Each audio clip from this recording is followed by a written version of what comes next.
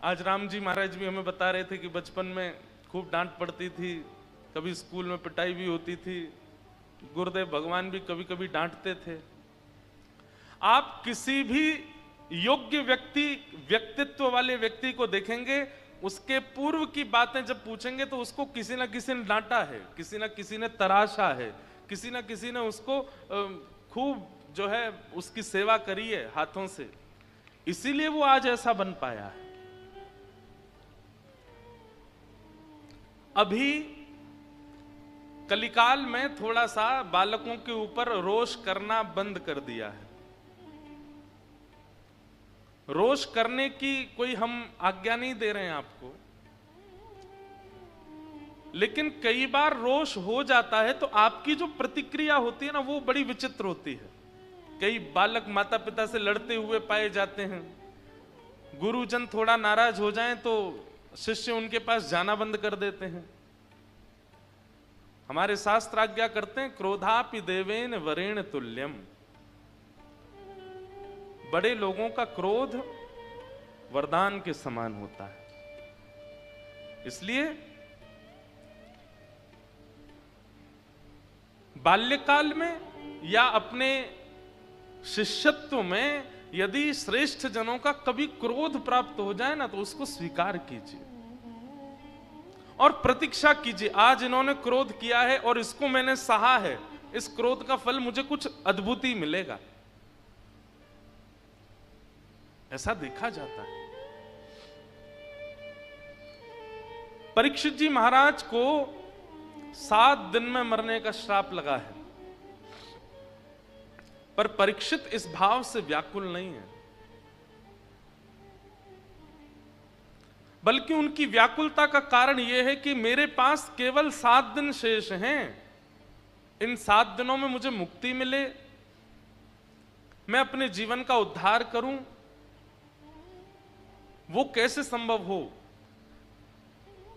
इसका विचार कर रहे हैं। सब लोग इधर देखो, ध्यान से सुनो, बहुत ध्यान से सुनो। विपरीत अवस्था सबके जीवन में आती है। विपरीत अवस्था में जो निर्णय लिया जाता है ना, वह निर्णय ही आपको भगवत प्रिय बनाता है। हमारी बात को बहुत ध्यान से सुनिएगा, एक सूत्र दे रहे हैं आपको। अनुकूल अवस्था में ऐसा आप माने कि ठाकुर जी आपको देख नहीं रहे हैं, क्योंकि अनुकूल अवस्था से सब बढ़िया चल रहा है, समय से भोजन चल रहा है, कोई टेंशन नहीं है, रात में समय से सो रहे हैं, समय से उठ रहे हैं, खूब खा रहे हैं, पी रहे हैं, आनंद कर रहे हैं, धन भी आ रहा है, सब बढ़िया, बिल्कुल सेटलमेंट चल रहा है। तो समझो ठाकुर जी की दृष्टि अभी नहीं है। लेकिन जैसे ठाकुर जी देखना प्रारंभ करते हैं ना, तो फिर विपरीतता आती है, और वो विपरीत अवस्था में आपके द्वारा किया गया निर्णय, उसको ठाकुर जी बहुत ध्यान से देखते हैं। अब ये क्या निर्णय लेगा, कैसे निर्णय लेगा। अब जैसे यहां बहुत सारे लोग बैठे हैं, हो सकता है कोई क्रिकेट ना भी खेलता हो, पर क्रिकेट में जो बैट्समैन है वो कितना भी अच्छा हो, बॉलर पूरा प्रयास करता है कि मैं इतनी खतरनाक बॉल डालूं कि ये छू भी ना पाए, और वो कठिन से कठिन बॉल फेंकता है, कभी उसके सिर पर, कभी उसके हाथ पर, कभी पैर पर, लेकिन फिर भी वो उस पर छक्का मार दे, चौका मार दे, और कुछ नहीं तो रोक भर दे, तो कई बार बॉलर भी उसको अप्रिशिएट करके जाता है, बोल वाह तूने इसको खेल लिया, ये खेलने लायक थी नहीं फिर भी तू खेल लिया। और छक्का मार दे तो फिर पूरा स्टेडियम ही खड़ा हो जाता है। ठीक वैसे ही ये कर्म रूपी बॉलर हमारे सर से लेके पैर की एक एक नस को देख लेता है, और हर उस नस पे एक और चीज होती है क्रिकेट में, जब इंटरनेशनल क्रिकेट होता है ना, प्लेयर को कई बार बॉल लग जाती है तो बॉलर जानबूझ के जहां लगी है वहीं बॉल मारता है कि ये आउट हो, ये कैसे भी जाए, लेकिन फिर भी बॉलर खेल जाता है तो उसके फिर सालों तक चर्चा रहती है। अब ये बात मैं इसलिए, मैं क्रिकेट खेलता हूं इसलिए इस भाव से बता रहा हूं। हमारे जीवन में आने वाली विपरीत अवस्था, ठाकुर जी को विपरीतता देना अच्छा नहीं लगता। हमारे जीवन में विपरीतता ठाकुर जी देते भी नहीं। मैं एक बात कथा में, ठाकुर जी पे इतना समय नहीं है कि वो अरे वो राम जी हैं हरिद्वार में, उनको मुझे विपरीतता देनी है, नहीं। इतने करोड़ों के ब्रह्मांड में उनको पता भी होगा कि कौन हरिद्वार में बैठा है, कौन कहां बैठा है। अरबों खरबों की मानवों की जनसंख्या, उसके बाद अरबों खरबों जल के जीव, पशु पक्षी, सब ठाकुर जी का ध्यान, सबका ठाकुर जी ध्यान रखते हैं। इतनी भीड़ में ठाकुर जी को पता भी होगा कि मुझे इंद्रेश को दुख देना है? नहीं, ये तो हमारे प्रारब्ध है, ये तो कर्म है, कर्म के भाव से आता है। लेकिन जब विपरीतता आती है, उस विपरीतता में जो निर्णय हम लेते हैं वो ठाकुर जी देखते हैं, वो ठाकुर जी देखते हैं कि इसके जीवन में अब कठिन स्थिति आई है, अब ये क्या निर्णय ले रहा है, ये कैसे एक्शन ले रहा है, क्या विचार कर रहा है, अब क्या सोच रहा है, उससे ठाकुर जी प्रसन्न होते हैं।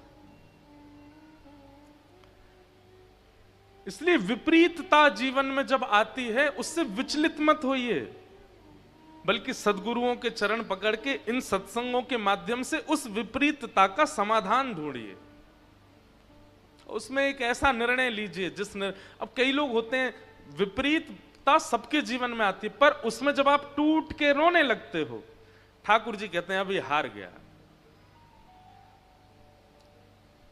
कई लोग यहां ऐसे बैठे होंगे जो ये कह रहे होंगे, महाराज जी आपको क्या पता, आप तो व्यास मंच पे बैठे हो, कितनी विपरीत परिस्थिति आती है। चलो आपको लगता हो कि महाराज जी को नहीं पता, लेकिन हम इतने भक्तों के चरित्र पढ़ते हैं। सूरदास जी के तो नेत्र ही नहीं थे, गौरवा काका के तो हाथ ही काट दिए थे। अरे कहां तक कहें, श्री जगन्नाथ महाप्रभु के परम भक्त सदन कसाई, उनके हाथ काट दिए। सदन कसाई की कथा पता है? अब वो पूर्व की कथा तो सबको पता ही है, वो तराजू में तोलने वाली। उसके बाद सदन कसाई के मन में आया कि जब ठाकुर जी मेरे लिए रत्न सिंहासन छोड़ करके मेरे तराजू पर बैठने दोबारा आ सकते हैं, तो मैं इनके लिए मांस विक्रय नहीं छोड़ सकता। और उसी दिन सदन कसाई ने अपनी दुकान बंद कर दी, मांस विक्रय बंद कर दिया, और उसने मन में विचार किया कि अब मैं जगन्नाथपुरी दर्शन करने जाऊंगा। जगन्नाथपुरी के लिए सदन कसाई जब निकला तो पहले ऊंच नीच की भावना बहुत ज्यादा थी, तो कई लोगों ने सदन को टोक दिया, बोले तू ये इस मार्ग पर मत चल। क्यों? बोले इस पे संत चल रहे हैं, इस पे भक्त चल रहे हैं, इस पे बड़े बड़े लोग चल रहे हैं, तुम नीचे चलो। तो बेचारा सदन नीचे मार्ग पर चलने लगे, जिस पर कांटे भी हैं, पत्थर भी हैं, कंकड़ भी हैं। जगन्नाथ भगवान का दर्शन करने के लिए जा रहे हैं। कुछ दिन चलते चलते रात में एक नगर में रुके, तो जहां सदन कसाई रुके वहीं पास में ही एक भवन था, एक घर था, और उसके ऊपर खिड़की पर एक परम सुंदर युवती खड़ी थी, और उसका मन सदन जी पर आ चुका था। सदन जी ने उसको देखा तो देख करके उसको हाथ जोड़े प्रणाम किया, लेकिन उसका जो प्रत्युत्तर था वो अच्छा नहीं था। वो प्रत्युत्तर में आकर्षण के कुछ भाव कर रही थी। सदन जी ने अपने नेत्र नीचे किए और ठाकुर जी का स्मरण करने लगे। विपरीतता आई है जीवन में, ये ठाकुर जी परीक्षा ले रहे हैं। लेकिन यही परीक्षा पूरी नहीं हुई। उसने ऐसा कुछ इशारा किया कि वो सदन जी को बोली, अगर तुम मुझे स्वीकार करो तो मैं पहले से विवाहिता हूं, मैं अपने पति को मार के तुम्हारे साथ चल दूंगी। तो सदन जी ने उसको मना किया, लेकिन फिर भी मनचली स्त्री नहीं मानी, उसने पति को मार दिया और मार करके सदन जी के पास आ गई और सदन जी से आगे बोली, मुझसे ब्याह करो, मेरे को अपने संग रखो। सदन जी चरण पड़े, बोले मैं तो कहां रखूंगा आपको, और मैं तो बस जगन्नाथ जी से मिलने जा रहा हूं, मेरा आगे का कोई भरोसा नहीं है, मैं कोई भविष्य जीने के लिए नहीं कर रहा हूं सब कुछ। बहुत सावधानी से सुनिए सब लोग, मेरा भविष्य कोई निश्चित नहीं है, आप मेरे भरोसे मत रहिए। अब वो युवती बोली, अरे तेरे लिए मैंने पति मार दिया अपना, उसको मार करके आई हूं, तू कह रहा है कि मैं तुम्हें स्वीकार नहीं करूंगा। मुझे स्वीकार करो, नहीं तो मैं हल्ला करके पूरे गांव को बुला लूंगी। सदन जी बोले, मैं बाकी सब सह लूंगा लेकिन आपको स्वीकार नहीं कर पाऊंगा, क्षमा करो। और उस स्त्री ने हल्ला करके पूरे गांव को इकट्ठा किया, सबसे झूठ बोल दिया कि इसने मेरे पति को मार दिया। वैष्णव का एक स्वरूप होता है कि वो ज्यादा से ज्यादा शांत रहने का प्रयास करता है, बोलता कम है।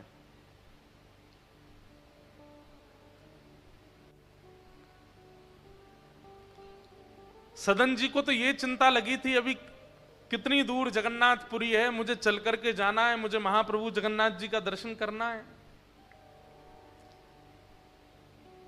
उनके चित्त में तो यही व्याकुलता सता रही थी। लेकिन सब गांव के लोगों ने सदन कसाई को राजा के सामने प्रस्तुत कर दिया। राजा ने सदन कसाई से कहा, क्या तुमने इनके पति को मारा? तो सदन जी बोले, देखिए मैं कितना भी प्रमाणित कर दूं कि मैंने नहीं मारा, आप लोग अंततो गत्वा मुझे ही दोषी ठहराओगे। मेरी आपसे एक प्रार्थना है कि अगर मैंने स्वीकार कर लिया कि मैंने इनके पति को मारा तो आप मुझे दंड दोगे? बोले, हाँ दंड तो मिलेगा। बोले, दंड रूप में कुछ भी दीजिएगा, बस मेरे प्राण मत लीजिएगा, क्योंकि मुझे जगन्नाथ जी को देखना है एक बार। दंड रूप में आप चाहे जो कर दीजिए, बस मुझे एक बार महाप्रभु जी को देखना है। कैसी उत्सुकता उनके चित्त में ठाकुर जी के दर्शन की है। उनका दोष नहीं था, फिर भी उनको यह लग रहा था कि मैं जितनी देर यहां पर गवाहियां देता रहूंगा, बोलता रहूंगा कि मैंने नहीं मारा, मैं उतना समय और लगेगा महाप्रभु जी से मिलने में। उससे पहले उन्होंने कहा, ठीक है मैंने किया है, अब जो दंड देना है दे दीजिए, बस मुझे मारिएगा नहीं, मेरे प्राणों को जीवित रहने दीजिए जब तक मैं जगन्नाथ जी को ना देख लूं। तो राजा ने कहा, भाई जब पहली बार में ही व्यक्ति अपना दोष स्वीकार कर रहा है, एक काम करो, इसके दोनों हाथ काट दो। जैसे ही राजा ने कहा दोनों हाथ काट दो, तुरंत सदन कसाई जी ने हाथ आगे किए, बोले तुरंत काट दीजिए। हाथ काटने के बाद व्यक्ति रोता है, पर सदन कसाई नाच रहे थे। किसी ने पूछा, बोले भाई बहुत लोग देखे, तुझ जैसा नहीं देखा, हाथ कट गए, लहू लुहान हो गया, रक्त निकल रहा, तू हंस रहा है, तू नाच रहा है। रोते रोते सदन कसाई बोले, मैंने सुना है महाप्रभु जगन्नाथ भी बिना हाथ के हैं, तो मैं हाथ लेके कैसे जाऊं? मेरे महाप्रभु जी जब बिना हाथ के हैं तो मैं हाथ लेके कैसे जा सकता हूं? वास्तव में तो शायद अब मैं अधिकारी बना हूं उनके दर्शन का। राजा भी समझ गए, बोले कि इनका दोष है नहीं, लेकिन सबने नतमस्तक होकर के प्रणाम किया सदन जी को और बोले, बस मुझे अब मत रोकिए, मुझे जाने दीजिए। राजा ने चिकित्सा करवा दी हाथ की, थोड़ी उस पर मल्लम वगैरह लगा दी, लेकिन भुजाएं तो कट चुकी हैं, केवल यहां तक हाथ हैं दोनों। कितनी विपरीत अवस्था, लेकिन सदन कसाई व्याकुल नहीं हुए, विचलित नहीं हुए, चल पड़े जगन्नाथ जी से मिलने। जैसे ही श्री क्षेत्र जगन्नाथ आया, भगवान जगन्नाथ जी का एक विशेषता है कि उनका जो नील चक्र है मंदिर के ऊपर का, वो दूर किलोमीटरों दूर से दिखाई दे जाता है। आप कभी, मैं अपने दर्शन की विधा बता रहा हूं, भुवनेश्वर से जैसे ही हम जाते हैं पुरी के लिए, तो मेरी नजर बस गाड़ी के चारों तरफ घूमती रहती है कि कैसे भी, अब तो मुझे पता है किस दिशा में दिखते हैं, और मुझे यह भी पता है कौन सा बोर्ड आता है जिसके बाद सबसे पहले नील चक्र दिखता है, और उसके बाद भी कम से कम 8-9 किलोमीटर दूर रह जाते हैं जगन्नाथ जी, वहीं से नील चक्र दिखता है।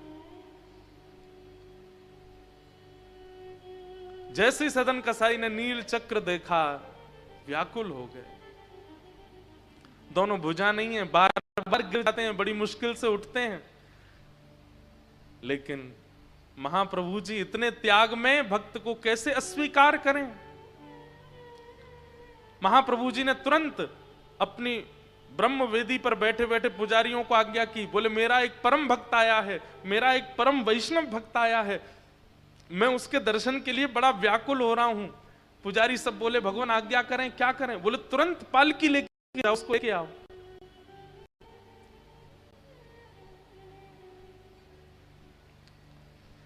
पुजारी जी तुरंत पालकी लेकर के निकल पड़े। बोले कोई भगवान का अच्छा, ना तो ठाकुर जी ने रूप बताया, ना नाम बताया, ना कोई कदकाठी बताई, बस एक मेरा परम भक्त आ रहा है, उसको लेने पालकी लेके जाओ। पुजारी सब पालकी लेकर के आए। जहां से नीलाचल धाम में वैष्णव प्रवेश करते हैं, वहां जाकर के पुजारी आपस में बोले भगवान ने रूप नाम कद तो बताया नहीं, अब किसको लेके जाएं इसमें बैठा के? तो पुजारियों ने कहा भैया सुनिए सुनिए सुनिए, महाप्रभु जगन्नाथ जी ने ये पालकी भेजी है और ये कहकर के भेजा है कि मेरा एक परम वैष्णव भक्त आ रहा है, आप में से जो परम वैष्णव हो इस पालकी पे बैठ जाओ। महाराज वहां तो लड़ाई होने लगी, सब लड़ने लगे हम हैं परम वैष्णव। दूर खड़े सदन कसाई अपनी कटी हुई भुजाएं ऐसे जोड़ करके बैठे थे। बोले जिसके लिए महाप्रभु जी पालकी भेजे उस भक्त का दर्शन आज पहले करूंगा मैं, फिर महाप्रभु जी को देखूंगा। लेकिन वहां तो इतनी भीड़ लग गई पालकी में चढ़ने वालों की, सब गिनाने लगे हम 2 लाख नाम जप करते हैं, हमने इतने अनुष्ठान किए, हमने इतनी तीर्थ यात्रा करी है, हमारे लिए ही महाप्रभु जी ने पालकी भेजी है।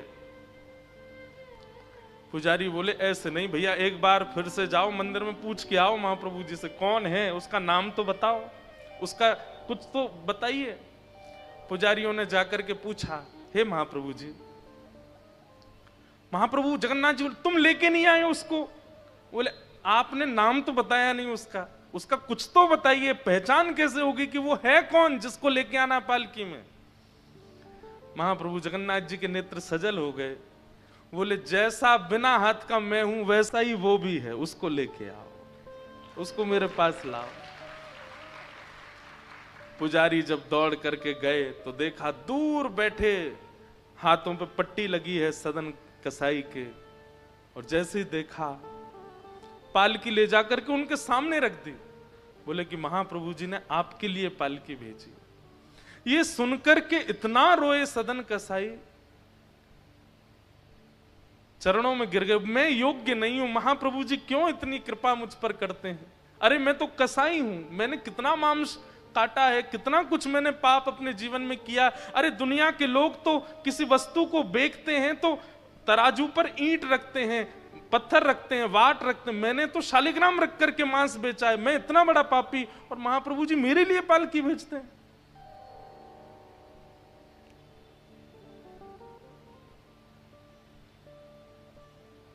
पुजारियों ने कहा, बोले महाप्रभु जी हमको भी नहीं घुसने देंगे अंदर अगर आप नहीं बैठे तो। और पालकी पर सदन कसाई को इतनी शर्म आ रही है अपने ऊपर, क्यों मुझ पर इतनी कृपा करते हैं? और जैसे ही महाप्रभु जी के सामने गए, पहली बार जगन्नाथ महाप्रभु को देखा, यहां सदन के नेत्रों से आंसू और वहां महाप्रभु जी के नेत्रों से आंसू। जैसे ही सदन कसाई ने दंडवत प्रणाम किया, दोनों अपनी कटी कटी भुजाओं को जैसे ही महाप्रभु जी की ओर आगे किया, तुरंत उनकी भुजाएं प्रकट हो गईं और महाप्रभु जी ने कहा अब दौड़ के आओ, हृदय से लगो हमारे। और सदन कसाई को ठाकुर जी ने हृदय से लगाया। ये बात हम क्यों सुना रहे हैं? जीवन में विपरीत अवस्था सबके आती है, मुझसे लेके पीछे खड़े व्यक्ति, हर इस संसार में कोई व्यक्ति नहीं बचता विपरीत अवस्थाओं से। अगर अब तक नहीं आई हैं तो तैयारी कर लीजिए, आने वाली होंगी, आएंगी जरूर। और आके चली गई हैं तो कुछ दिन सांस ले लीजिए, फिर आने वाली हैं। ये जाएंगी कहीं नहीं। ये संसार दुखालयम शाश्वतम, श्रीमद् भागवत जी में संसार को दुखालय कहा है। यहां दुख से कोई नहीं बच सकता, लेकिन उस दुख की घड़ी में ये कथा काम आती है, ये सत्संग काम आता है, ये प्रवचन काम आते हैं। उस समय बस अपने निर्णय और अपने विचारों पर ज्यादा बोझ मत लीजिएगा। जीवन में पहले ही बोझ आ चुका होगा, विचारों को धीमा रखिएगा। कठिन से कठिन स्थिति आ जाए, अपने विचारों को सत्संग युक्त रखिएगा। आप जैसे सदन कसाई निकल गए, जैसे परीक्षित निकल गए, जैसे मीराबाई निकल गई, ऐसे निकल जाओगे।